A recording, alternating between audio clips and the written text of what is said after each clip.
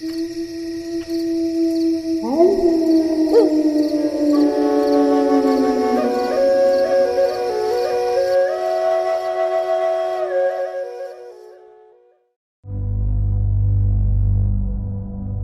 by Dane Calloway and Tanisha Calloway. Watch this brand new documentary, Mother Rosa, right now at DaneMakeYouThink.com.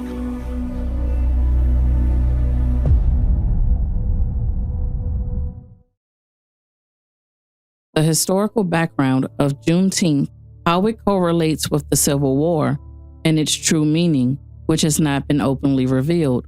And to do this, we must revisit something that was stated in my previous video in reference to Memorial Day.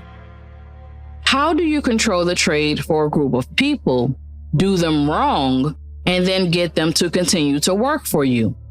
You don't. You go after their children. In that video, I shed light on how Memorial Day was a holiday that honored the dead, and that its original purpose today came through a bill in Congress as an offering that the whole family could enjoy several mini vacations. And when they say the whole family, they mean particular groups of people. This quote is being stated from an article published by the Boston Herald newspaper, January 15th, 1967. And I'm sure you may ask, what does this have to do with Juneteenth? It's in relation to Juneteenth because there is a hidden meaning and a hidden message within this holiday celebration that many people are unaware of. So let's get started on Juneteenth and with what this hidden message really means. According to a speech given by Biden on June 17, 2021, Juneteenth is said to be celebrated on June 19th because it was the date that, quote, the Union Army arrived in Galveston, Texas to enforce the Emancipation Proclamation and free the last enslaved Americans in Texas from bondage. Now, upon hearing this, anyone would celebrate, thinking justice is being served. But what if you were at home, your children are doing their chores, and you are doing your work in the household as well, and all of a sudden, the army arrived to your home and demanded for your teenage children to leave? Does this sound like a celebration? If they enforced emancipation, I'm sure they took those children, probably to a government institution for impressment or to a church. Isn't that what usually happens when they take children from someone's home?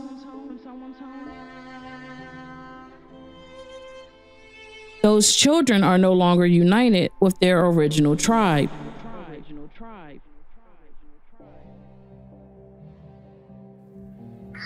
And still, let us also remember that day was not the end of slavery in America. So as we commemorate the history of Juneteenth, we are gathered here in a house built by enslaved people. We are footsteps away from where President Abraham Lincoln signed the Emancipation Proclamation. But today is a day of celebration. It is not only a day of pride, it is also a day for us to reaffirm and rededicate ourselves to action.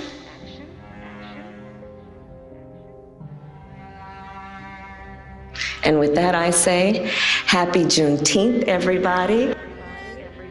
And so, Joe Biden gave this speech on June 17, 2021, because he was the president that signed the bipartisan legislation establishing Juneteenth as a federal holiday.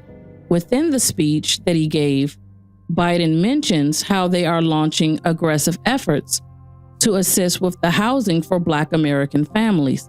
They're making it more accessible for Black entrepreneurs to access capital, and that they are working to lower the school age from the ages of 6 to 7 to the ages of 3 and 4.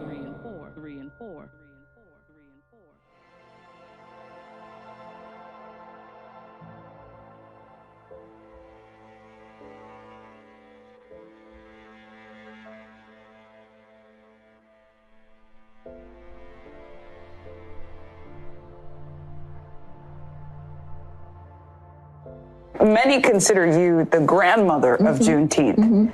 How does that title sit with you? Hey, I don't mind titles.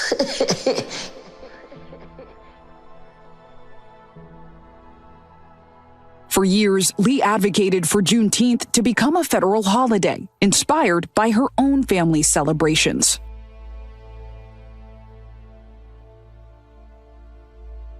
We'd go to the fairground for the Juneteenth celebration. There'd be music and food.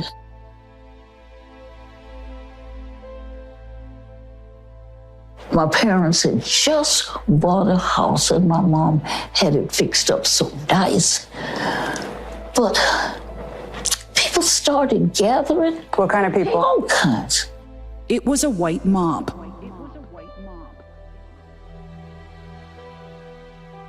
The paper says it was 500 of them.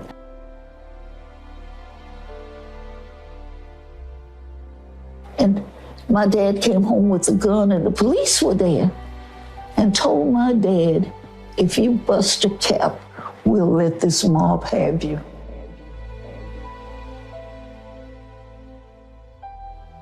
They did despicable things.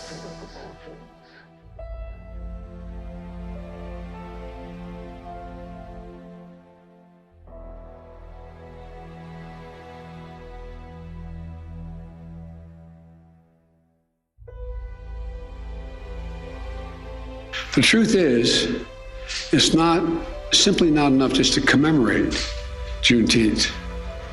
After all, the emancipation of enslaved Black Americans didn't mark the end of America's work to deliver on the promise of equality. That's why we committed to increasing Black home ownership, one of the biggest drivers of generational wealth.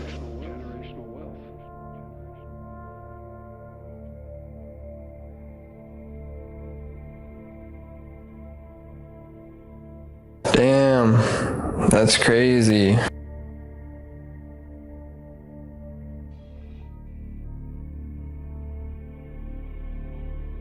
So let's take a look at the White House.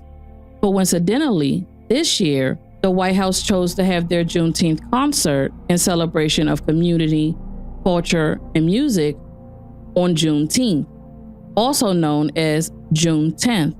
In fact, saying Juneteenth as a reference to June 19th is a colloquial representation of something being broken. In this case, it's broken English. But from a spiritual aspect, the name Juneteenth being represented from this date in particular, it is meant to create a bond from that which has been purposely broken. Using the numbers 1 and 9, when you bind them together, they unite, equating to the number 10, as a soul tie and unity, which is the state of being united as a whole, an agreement between partners. So let's revisit the statement that was presented in reference to Memorial Day that I mentioned earlier, the one about the whole family being able to enjoy several mini vacations. Notice the word vacation, because all of this was in reference to the Civil War and what happened upon its completion. A vacation is a separation, also known as emancipation. It is a representation of something being broken, as it is the act of making void, vacant, or of no validity. So when they speak of the whole family enjoying many vacations, as the word many that's being used as it relates to this situation is referring to something that is junior, someone who is younger, not as old as another, as a junior partner in a company or a junior partner in a ministry.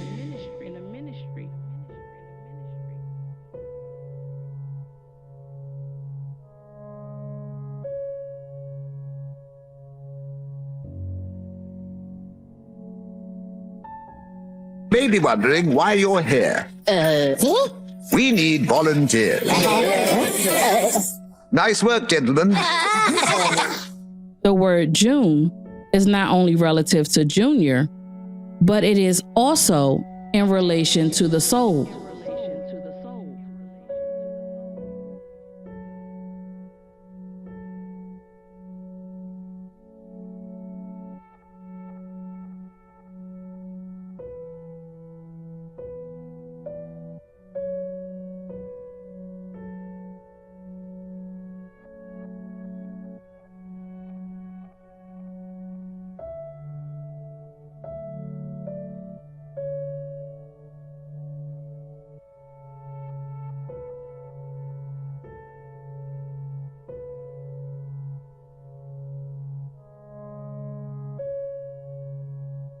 the word June is not only relative to junior, but it is also in relation to the soul. And in reference to Juneteenth, it is the celebration of a soul fracture that will eventually become a soul tie. According to the Webster's 1828 dictionary, the word June means the 6th month of the year when the sun enters the sign of Cancer. And the word sun means soul. So the soul enters into the sign of Cancer, which is originally pronounced as canker.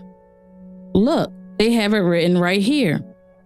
It is to be noted that Cancer and canker are the same word. And what is a canker? It is a virulent corrosion, something that corrupts or destroys, particularly of children. So this means the June, which is the soul, equates to the junior soul, which is entering into the sign of Cancer. It's entering into an environment of destruction, and that is because the junior soul, or spirit, is being broken through the act of emancipation. Now back to the act of emancipation, because that's what everyone is missing here, and how all of this relates to the capture of children or the teen, because that's what we're talking about with Juneteenth. Emancipation wasn't about freeing the slaves, it was about freeing the son, the June, or the junior, freeing the original soul tie of the child. And during the 1800s, everyone went to work for their family, like your kids in your house doing chores. You don't pay them because you pay the bills, but you do pay them by providing a roof over their head and food in their mouths and clothes on their back, plus more. But here comes someone that wants to exploit your children or teenagers for themselves. And they're telling them, don't you know you have rights?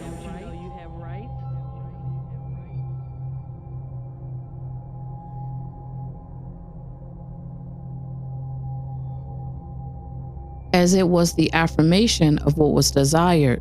Whenever someone wants to manifest something, they must write it down as a proclamation, which is the act of proclaiming, publicly announcing, or officially declaring. And their story about freeing the slaves was just to get everybody on board.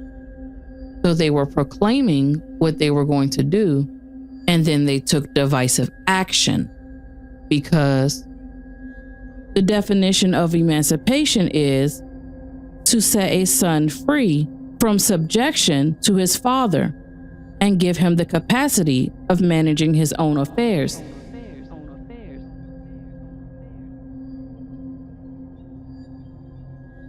So they took that ideology of trying to help those children and then applied it to the indigenous households that were already relatively large.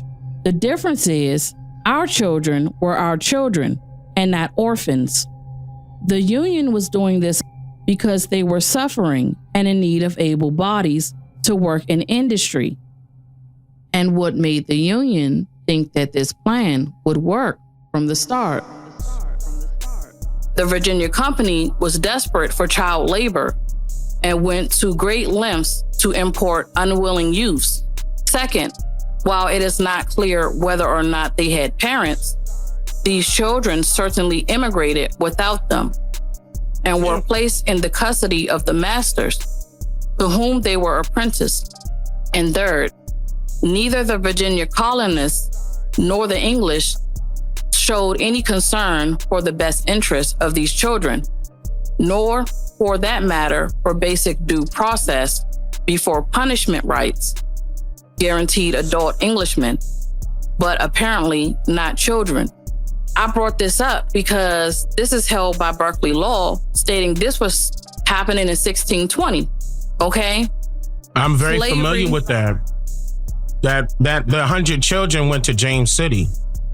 It was more than 100 children, is what I'm stating. Eventually, yeah, but that first 100 that they're referring to, I remember that. Remember when we went down there, when we went to Jamestown, aka James City, and remember I read that off. They didn't see that part because that's something I held on my own. That part historical marker down there referring to those children, that 100 children came from London. That's what they're referring to right there. But you being used as slaves, people got to understand when they were dispersing these children, they weren't going to other so-called Englishmen. Okay, colonists did not have a set skin tone. It could have been people who were considered Indian that could have took these children on. In most cases, it was because they were the landowners. They were the sharecroppers. Okay, these children ended up becoming parts of, certain so-called plantations because they were there to do a duty. A plantation is doing what? You're building a field. You're building a farm. You're growing crops. You're growing plants. They're there to do a duty.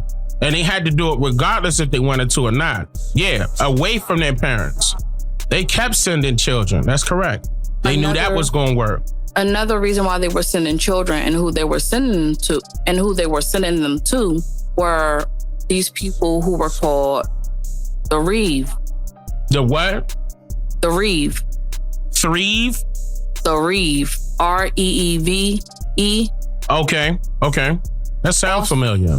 Also known as the Reverend, or better known as the River End. And they were in business for taking and making corporations of the poor. So it wasn't the fact of the South seceding, it was the fact of the South succeeding, which is spelled this way and means to obtain the object desired. And just as it was in the past, that the indigenous population held much of the ingenuity that attracted large amounts of wealth, it is the same today. That hasn't changed. The only thing that has changed is the direction in which we direct our energy, but it was also done by administration, the process of adding to the ministry through the unity of church and state. And by using Juneteenth, the Son is added to the Father, which is the state, and the Holy Spirit, which is the church. That's why you see in the definition of unity this picture of three hands, along with the word Juneteenth. In fact, anytime you see someone holding up this symbol, they are in agreement with this particular system.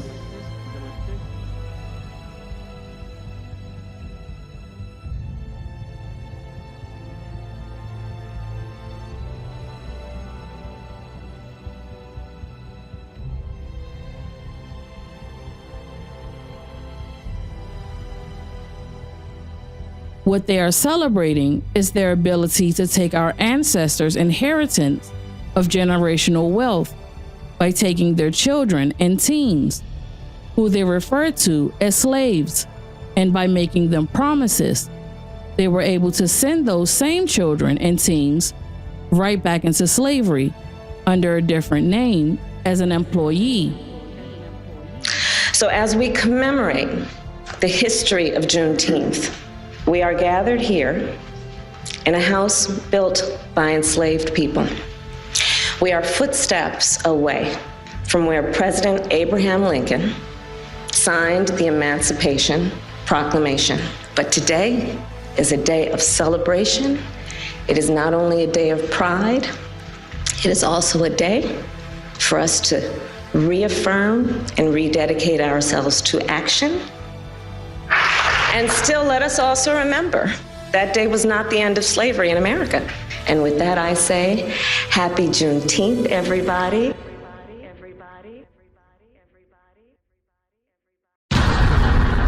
I'm just here to make you think.